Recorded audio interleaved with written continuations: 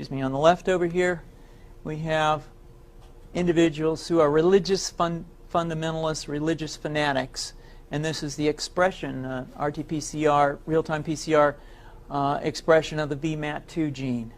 Over here, we have individuals. So let me complete. So over here, we have individuals who are not particularly fundamentalists, not particularly religious, and you can see there's a much reduced expression of this particular gene, the VMAT2 gene. Another evidence that supports our hypothesis for the development of this approach.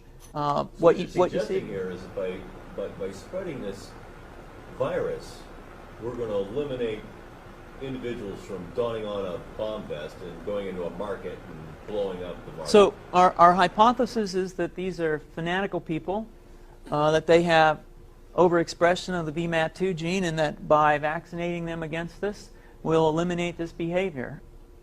So we have some very, very remarkable data in this next slide. Here we have two brain scans. These are fMRIs. These are two different individuals with different levels of expression of VMAT2. On top is an individual who's a religious fanatic, an individual, and we've repeated this numerous times, that has high levels of VMAT2. Now, this individual down here who had low levels of the VMAT2 gene, this individual would self-describe as not particularly religious. In each case, these individuals were read a religious text. This individual lit up the right middle frontal gyrus, shown here, and that's a part of the brain that's associated with theory of mind. It's a part of the brain that has to do with intents and beliefs and desires. In marked contrast, here's an individual who would not particularly self-describe as religious, and when they're read a religious text, what you see is that this part of the brain called the anterior insula lights up. This is a part of the brain that's associated with disgust or displeasure on hearing something. So you're suggesting I take a CT scan with me when I'm evaluating people to determine whether I put a bullet in their head?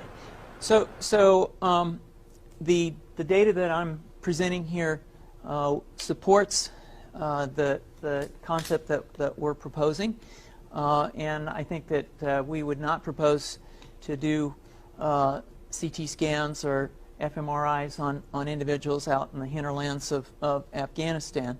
The virus would immunize against this VMAT2 gene, and that would have the effect that you see here, which is it's essentially to turn a fanatic into a normal person. And we think that will have major effects in the Middle East. How would you suggest that this is going to be dispersed? The aerosol? Well, so the present plan and the tests that we've done so far have used respiratory viruses, such as flu or rhinoviruses, and we believe that that's a satisfactory way to get the exposure of the largest part of the population. Most of us, of course, have been exposed to both of those viruses, and we're quite confident that this will be a very successful approach. This is fascinating. What's the name of this proposal? Yeah, so the name of this project is FunVax, which is the vaccine for religious fundamentalism. And you have a proposal already? The proposal has just been submitted, and I think that the data that I have shown you today would support the development of this project, and we think it has great promise.